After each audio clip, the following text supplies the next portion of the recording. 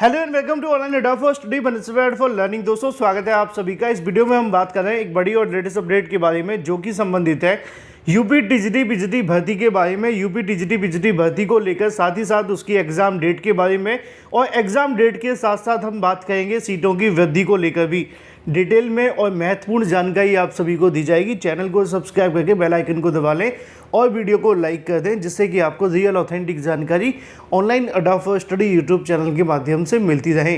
TGT PGT को लेकर वैसे तो अभ्यर्थियों को बहुत सारी जानकारियां दिन भर सोशल मीडिया साइट्स के माध्यम से मिलती रहती है, लेकिन उसमें से 1-2% भी काम की नहीं होती है।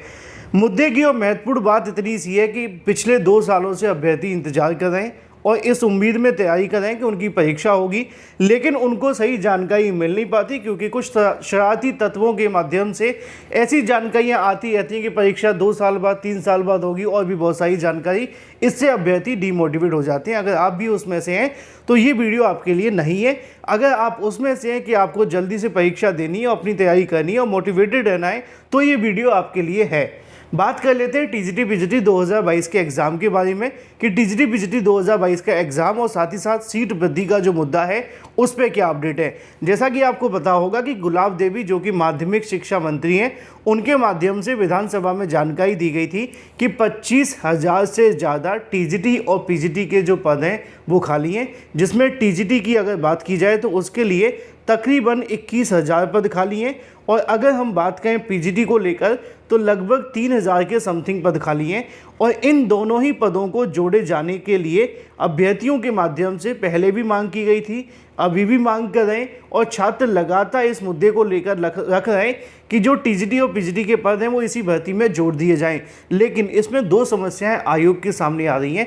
पहली समस्या तो ये है कि टीजीटी पीजीटी से संबंधित जो भी पद जोड़ने का काम है वो शासन स्तर का है। अगर शासन इसको लेकर मंजूरी दे तभी ये हो पाएगा, पहला। दूसरा एक ये भी है कि अगर टीजीटी पीजीटी के अंदर पद जोड़े जाते हैं तो यहाँ पर एक जो अभ्यर्थी हैं, फ्रेश कैंडिडेट हैं, उनको आवेदन करने का मौका देना पड़ेगा। तो निश्चित तौर पे वो भी एक विवाद का विषय है। 2 बातें तो ये क्लियर हो जाती हैं। और तीसरी सबसे महत्वपूर्ण जो बात है वो ये भी है कि अगर उसी विज्ञापन में पद जोड़े गए तो कुछ बदलाव भी किए जा सकते हैं। जैसा कि आपने देखा होगा कि टीजीटी और पीजीटी को लेकर जो नया शिक्षा सेवा आयोग है वो कई बदलाव करेगा। अगर वो बदलाव उसी विज्ञापन में हुए तो अभ्यर्थी कोर्ट जा सकते हैं। वो कहेंगे कि सर जो विज्ञापन पहले निकाला गया था उसी के आधार पर परीक्षा होनी चाहिए। अब उस विज्ञापन के आधार पर अगर परीक्षा होती है तो वहाँ पे तो पदों की संख्या सिर्फ 4,000 थी, है ना। तो हालांकि सरकार के पास ये राइट है कि वो चाहे तो विज्ञापन को संशोधित कर सकते हैं, लेकिन मामला फंसेगा, और नया शिक्षा आयोग ऐसा बिल्कुल भी नहीं चाहता है। मैंने अधिकारियों से जानकारी भी मांगी थी टीजीटी पीजीटी के अंदर पदों की संख्या जोड़ने को लेकर, तो उन्होंने इस बात को कहा था कि पद जोड़ने का काम शासन स्तर का है। हालांकि पद जोड़ना आसान नहीं लग रहा है और अभ्यर्थी मांग तो कर रहे हैं। ये डिसीजन बाद में होगा, क्योंकि अभी जो नए शिक्षा सेवा चयन आयोग में तैयारियां चल रही हैं वो परीक्षाओं को लेकर हैं। तो जो टीजीटी पीजीटी के अंदर पद खाली पड़े हुए हैं उनकी संभावनाएं जुड़ने की अभी कम है। अब आगे इन पदों का क्या होगा ये तो मुझसे बेहतर आप जानते हैं कि इन पदों को नई शिक्षक भर्ती के माध्यम से भरा जाएगा जब टीजीटी और पीजीटी 2022 की परीक्षा हो जाएगी, या ये भर्ती जो है वो कंप्लीट हो जाएगी। उसके बाद में एक नई टीजीटी पीजीटी भर्ती निकाली जाएगी, लेकिन वो कब आएगी उसके लिए आप जानते हैं दोबारा से अध्याचन लिए जाएंगे, उसके बाद में परीक्षा होगी, तब जाकर ये सारी चीज़ें होंगी। अब ये तो बात हो जाती है आपके टीजीटी पीजीटी की सीट वृद्धि के मुद्दे को लेकर। हालांकि अभ्यर्थी अभी भी सीट वृद्धि को लेकर मांग कर रहे हैं। रोज समाचार पत्रों में आप देखते हैं कि अभ्यर्थी इसको लेकर ज्ञापन भी सौंपते हैं, और जब चुनाव खत्म हो जाएंगे तब भी अभ्यर्थियों के माध्यम से इससे संबंधित जो ज्ञापन है वो सौंपे जाएंगे। अब ये सरकार का नीतिगत फैसला है कि वो क्या कहते हैं क्या नहीं, लेकिन अभी के लिए मैं ये कह सकता हूँ कि अभी संभावनाएं कम है। अधिकारियों का ऐसा कहना है, क्योंकि उनके हाथ में कुछ है नहीं है, इसलिए उनका ऐसा कहना है। इसी के साथ एक सबसे बड़ी अपडेट है टीजीटी पीजीटी 2022 के एग्ज़ाम को लेकर कि ये जो परीक्षा है वो कब तक देखने के लिए मिलेगी और कितना समय आपके पास है। नई शिक्षा सेवा चयन आयोग ने अब तक 2 बैठकें की। पहली बैठक में अध्यक्ष नहीं थे और दूसरी बैठक में अध्यक्ष मौजूद रहे। दोनों ही बैठक के अंदर अगर कोई चीज़ कॉमन थी तो वो ये थी कि टीजीटी और पीजीटी की परीक्षा को करवाना, है ना। दोनों ही बैठक में इन मुद्दों पर विचार किया गया और उन्होंने ये भी जानकारी दी कि जो असिस्टेंट प्रोफेसर भर्ती है उसकी परीक्षा को जुलाई में कराए जाने की संभावना की जा रही है। अब इस बात को सुनने के बाद भी अगर आपको ये लग रहा है कि टीजीटी पीजीटी की परीक्षा में समय लगेगा तो ये गलत होगा। क्यों गलत होगा? क्योंकि आने वाले समय के अंदर अगर आपकी परीक्षा जल्द हो जाती है तो इसका खामियाजा भुगतना पड़ सकता है, क्योंकि 2 साल में जो आपने प्रिपरेशन की है वो आज के समय में धीरे धीरे धुंधली हो गई है ना। एक अंग्रेजी की कहावत है, out of sight out of mind, यानी कि हिंदी में इसको कहते हैं दिमाग से दूर नज़र से ओझल। तो इस बात को समझने की आपको आवश्यकता है कि जब कोई चीज़ हमारे दिमाग से दूर हो जाती है तो वो नज़र से भी ओझल होने लग जाती है, तो उसको आपको दोबारा से रिवाइज़ करना पड़ेगा। 2 साल पहले हमने जो पढ़ा था वो हमें थोड़ा बहुत याद है, लेकिन पूरे कॉन्सेप्ट क्लियर नहीं होते हैं। और कॉम्पिटिटिव एग्जाम्स में यही तो होता है कि 4 ऑप्शन आपके आते हैं, 3 एक जैसे दिखते हैं, अब उसमें से आपको एक सही चुनना है। तो ये मैं आपको समझाने की कोशिश कर रहा हूँ। अब टीजीटी पीजीटी का एग्ज़ाम कब तक हो सकता है, जो मुझे ऑफिशियल जानकारी है वो मैं बात कर लेता हूँ। अधिकारियों का ये कहना था कि जुलाई में असिस्टेंट प्रोफेसर की परीक्षा हम कराने पे विचार कर रहे हैं।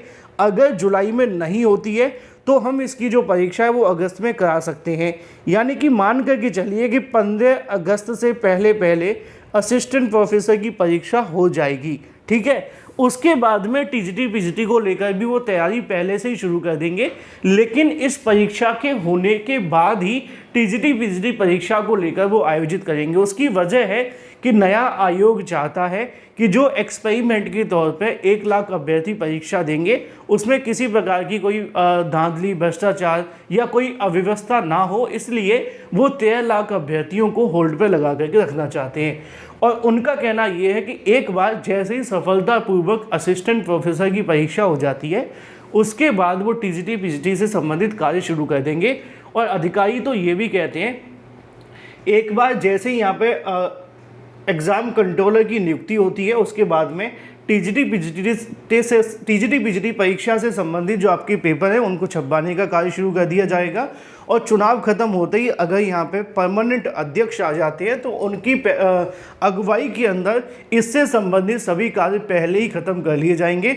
और जैसे ही असिस्टेंट प्रोफेसर की परीक्षा होगी उसके बाद हम इस परीक्षा को करवा लेंगे। फिक्स डेट अगर आपको कोई बता रहा है तो वो गलत है, लेकिन मैं आपको समझा सकता हूँ कि किस तरीके से आपकी परीक्षा होने जा रही है।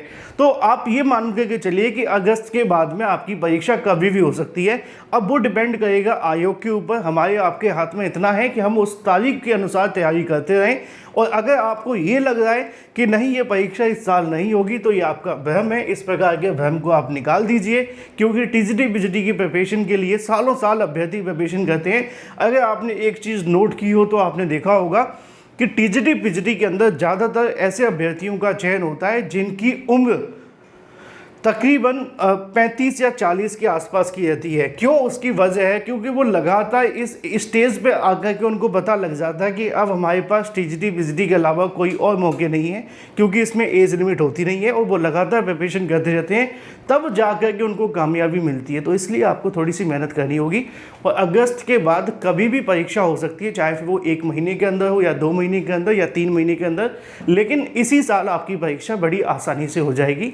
आप लोग टारगेट अगस्त को बना करके करते रहिए प्रिपरेशन, आपको 100% सफलता मिलेगी। और ऐसे ही मेरी ढेर सारी शुभकामनाएं। फिलहाल उम्मीद है कि आपको जो मैंने जानकारी दी है वो पूरे तरीके से क्रिस्टल क्लियर होगी। अगर अभी भी आपके मन में कोई सवाल है तो कमेंट कर लो। Thank you for watching this video.